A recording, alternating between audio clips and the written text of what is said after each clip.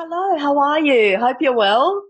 I have a really exciting show for you today. Today, I'm going to be talking about post ISO skincare. Here in Australia, the beauty industry has been in lockdown for about 11 weeks. That's 11 weeks where people couldn't go and have facial treatments and their usual beauty treatments. In New South Wales, we reopened about 3 weeks ago. Queensland opened up a bit sooner, and the rest of the states have only been open a week or two. Some beauty salons and clinics and spas decided to actually stay in lockdown a little bit longer just to make sure they got everything right for the reopening. People are just now getting their treatments done, catching up with all the waxing and getting the brows back into shape and having the facial treatments and getting their skin back into shape. You know, people are experiencing dryness, dehydration, sensitive skin, congested skin, and breakouts.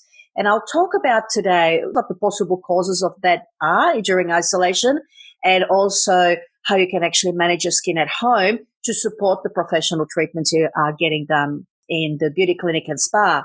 For my friends overseas, you're probably still in lockdown. I know my friends in Canada can only perform waxing treatments at this stage, maybe massage, not allowed to perform facial treatments just as yet. So for my listeners overseas, if you are still in lockdown, some of these tips will be quite helpful for you as well to look after your skin before you can go in and see your esthetician and get your skin back into shape. But before I get into the rest of the show, I want to ask you, what have you been doing during lockdown? It's really interesting. I've been talking to my friends and my family and colleagues in the industry, and everybody's reacted so differently to isolation. Some people went just into total timeout. They've just decided that that's it. I'm not going to do it. It's a little holiday, a forced holiday, just watching TV all day and staying on the computer and playing games and that kind of thing. Other people decided that they'll take advantage of it and do all the things that they've always wanted to do but never had the time to do it. So I know people who've taken fitness challenges. Other people decided to throw themselves into education and training. And that's what I've been part of. So I've been extremely busy during isolation, which is why you haven't heard from me for some time, because I've been working in the industry, helping other professionals, training them up and upskilling them in the beauty skills and beauty therapy. So it's been really, really busy. I myself too have done a lot of online training to upskill myself, and it's been fabulous. Personally, I found working from home, I really enjoy, because it gives me more time to go and exercise, take my dogs out for a walk instead of battling my way in traffic to and from work. So I'm actually taking advantage of that little extra time I have for self-care. I also found that as a family, we were forced to be together for so long that we actually grew closer together.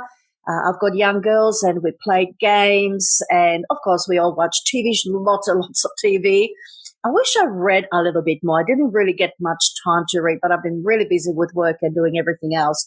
We did lots of cooking together as well because, of course, we just didn't want to go out. We cooked from home and experiment with some meals, ate really well, and I will say my skincare routine was down pat, better than ever. I actually did a lot of decluttering and cleaning like everybody else, and found skincare in there that I forgot I had. So I redid my skincare routine, and I was really good with it morning and night. Lots of serums, lots of regular exfoliation, regular masking, looking after the skin. So my skin actually has come through it really well, probably better than ever. But a lot of people suffered at home because just didn't know what to do. Clinics and spas, a lot of them stayed open to help people manage their skin at home themselves. So they were open for retail sales and putting little things together for people to look after the skin at home. So if you're one of the lucky people who was under the care of your esthetician or beauty therapist, then your skin is probably looking pretty good. But if you haven't, like a lot of people, you've probably been online and buying things and experimenting, and your skin has suffered. So a lot of people have been suffering with a dry skin, sensitive skin, congested skin, and even breakouts. And that's what I would love to talk about today. So let's get on with the show.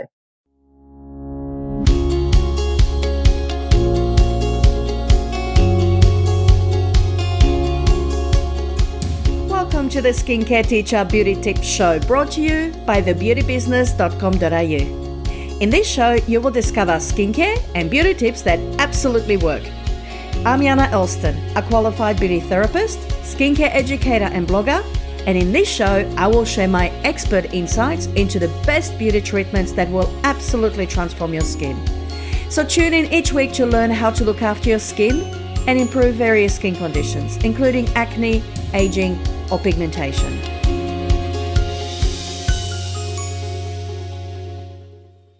So let's talk about the impact of isolation on the skin. You would think that if people are at home, they had the time to look after their skin a little bit more.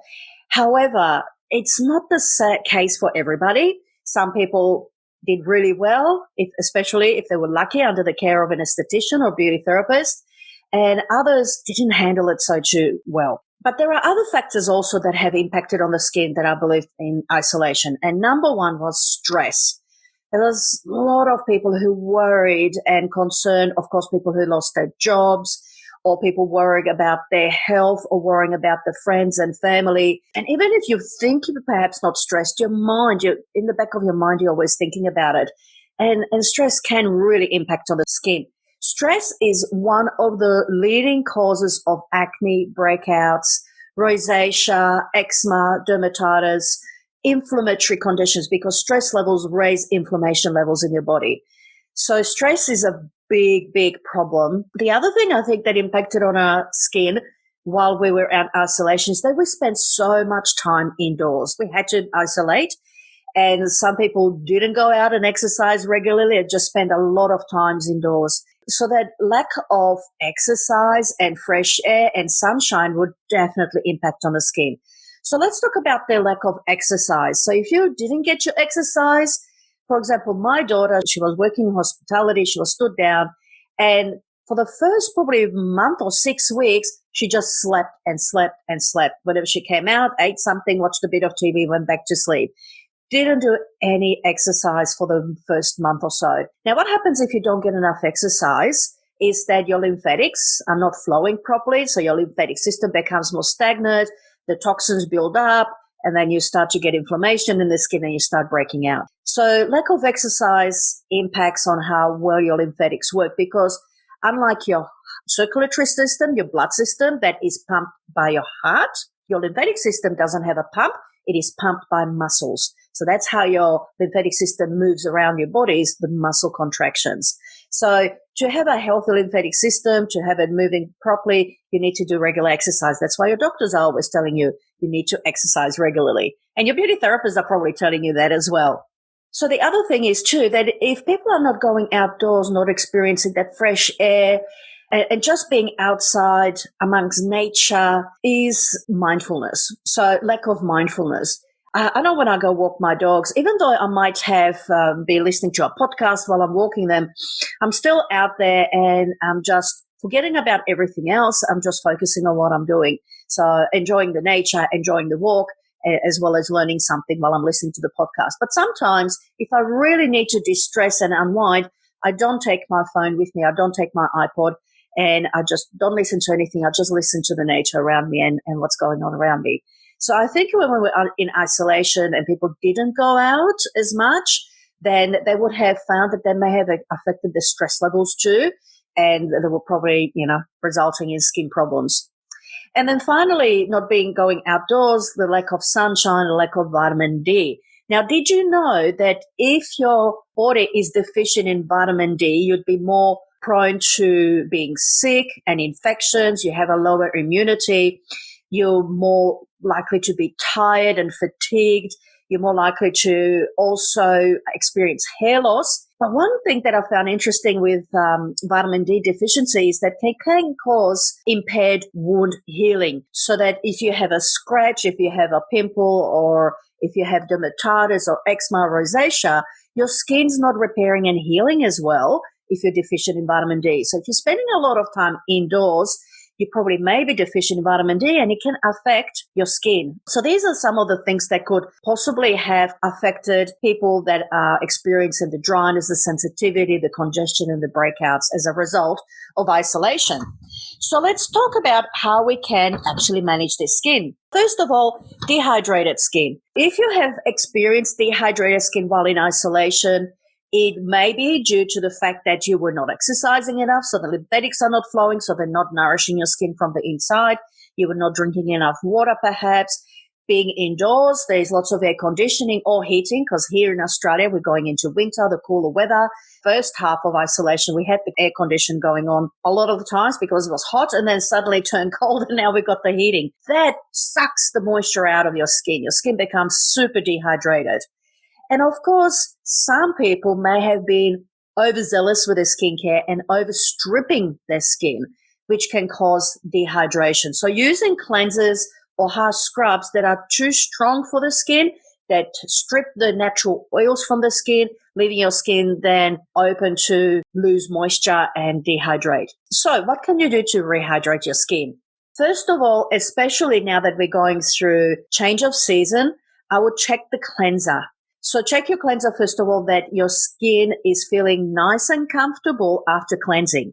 If your skin feels like, and you feel like you need to put on lots of serums and moisturizers to rehydrate because your skin is feeling really tight and dried after cleansing, then you probably need to change up your cleanser.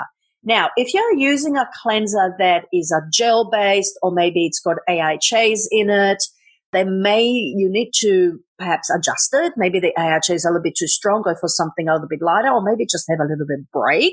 And if it's a gel-based, why don't you switch to a more creamy or milky cleanser that hydrates as cleanses your skin? So dehydration can be easily fixed with a cleansing. The first step would be cleansing, and that adds moisture to your skin as you are cleansing the skin. Look out for the signs of tightness and discomfort after cleansing. That's a clue that your cleanser is dehydrating your skin. So opt for something more hydrating. I'm a fan of milky and creamy cleansers. I'm not a huge fan of gel cleansers. Lots of people like them because it gives them that squeaky clean feel, but that's not a good thing for your skin. It's really unhealthy for your skin to be squeaky clean because you strip the skin of its natural oils, and the skin then can start dehydrate and become sensitized and even break out. So check your cleanser. And if your cleanser is good, then you probably just need to use a hydrating serum underneath your moisturizer. So if you're using a good cleanser and you're using a good moisturizer you're happy with, slip in a really good hydrating serum. Hyaluronic acid is fantastic in hydrating serums because it holds 1,000 times its weight in water and it rehydrates the skin. It's a fabulous ingredient to instantly hydrate. But you must make sure that you use a good protective moisturizer with lots of moisture in it to seal it in. If you use a hydrating serum, particularly with hyaluronic acid, on its own and then top it with a light moisturizer, you may actually cause the skin to dehydrate more. Why? Hyaluronic acid is a humectant. It attracts moisture from the environment so that it can sit on the skin. If you don't have enough moisture in the moisturizer where it can draw the moisture from to hold on the skin, it's going to draw it out of your skin. So you have to be very careful there. So this is a question sometimes people ask, what if I just use my serum and then can you get away with that? You could use some other serums, but just be careful with hyaluronic acid. And of course, one other best way to rehydrate your skin very quickly and instantly is with a lovely mask. I love gel masks, particularly the ones you can sleep with them on. I'm not a fan of sheet masks. I'm sorry. Oh my gosh. People are going to be so upset with me here, but I'm really not a fan of sheet masks. I'll tell you why. Number one, they're bad for the environment. They're single dose masks and you've got to chuck them out. A lot of them are not biodegradable or they don't dissolve, right? Number two, they're super expensive. The amount of gel that's in a sheet mask, and usually single dose good mask, that costs you average about between $5 to $15, sometimes more. So let's say about $10. So every time you use a mask, it costs you about $10.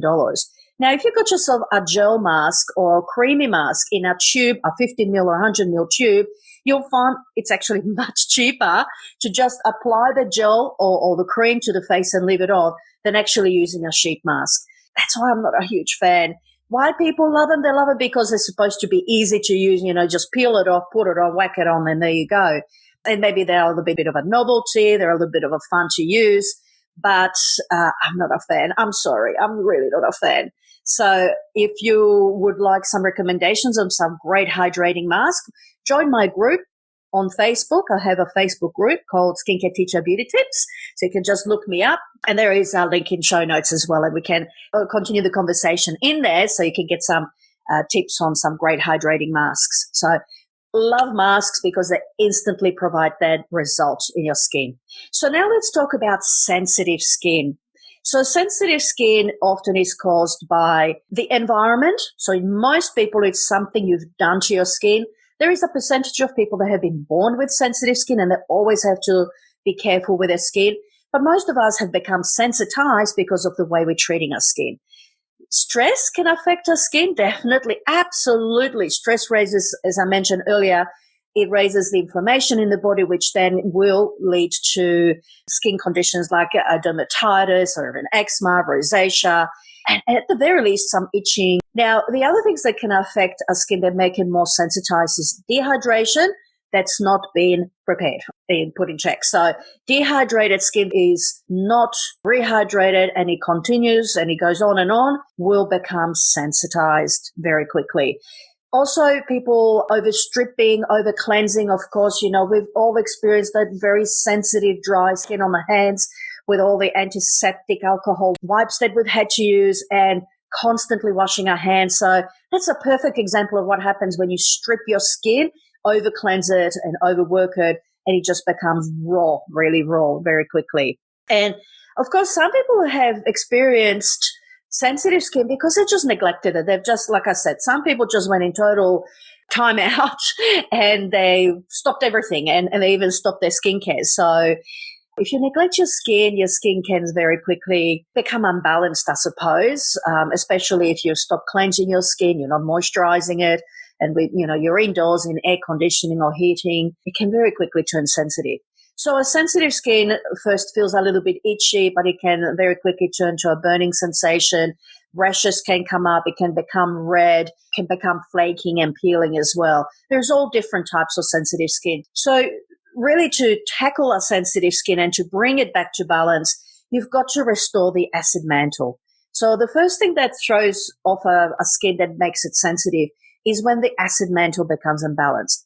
And the acid mantle becomes imbalanced when you're using the wrong cleansers, over-cleansing, stripping the skin, and the skin becomes sensitized. So you've got to rebalance the acid mantle. What's the acid mantle? The acid mantle is the natural film that sits on our skin, and it's a mixture of our natural oils, sweat, the microflora and microbiome, which is your natural bacteria and so on that live on your skin. So that's the acid mantle. And our acid mantle is roughly pH 4.5 to 5.5 in a healthy skin. If you're cleansing your skin with soap is very alkaline, so that it'll make it throw off the acid mantle, and the acid mantle and the skin will become sensitized. So it's no longer at 5.5, it'll probably be raised to about 6 or 7, and that's when you get the itching and the skin starts to flake and irritate.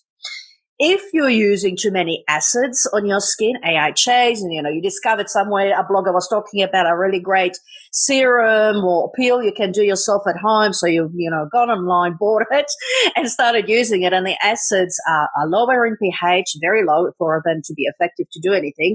So the acids lower the pH on your skin, and your skin becomes irritated, which is why when you're using an acid on your skin, that's why your skin feels tingly, because your pH has changed in the skin, and the acids work only if the pH is lower than the skin. So sensitive skin needs to be restored. You need to restore the acid mantle. How do you do that? Good cleansing routine. That's the first step to restoring your acid mantle. Vitamin C is really good at restoring ascorbic acid. It helps to re-acidify the skin if it's been alkalinized. So if people have overstripped their skin with soap or scrubs, of course, healing and calming ingredients such as chamomile, I love jojoba oil for the skin to help the skin heal. Sea buckthorn oil, fabulous for irritated, damaged skin. You'll probably reach out to some healing and calming skincare designed particularly for sensitized skin. Avoid scrubbing, avoid AHAs, avoid anything harsh. As soon as your skin starts to tingle or redden, it's irritating your skin. If you do not correct that irritation in the skin, it can then become more deep-seated, it become more aggressive, and you can turn into an ongoing problem. So as soon as you start your skin becoming a little bit irritated, you need to take care of it very quickly. If you need help, again, come on in the group and let's talk about it further there. Let's continue the conversation there. Now, let's talk about congested skin. So what's happened with a congested skin? Stress, of course. Stress can affect it, and that the stress, the same way it affects the skin when it's breaking out, there are certain hormones that float around your body that cause the sebum, the oils in your skin to thicken up, which can then clog the pores, that can lead to congestion or breakouts. So stress is number one. And of course, experimentation with skincare. Have heard so many stories about people, being out of isolation. So they're on the internet buying skincare, trying different things at home, and they're possibly using the wrong thing on their skin. They're using too much, too soon, too many products, mixing different products from different brands, and the skin ends up congested and breaks out or even sensitized. So wrong skincare, too many products, overfeeding the skin will lead to congestion.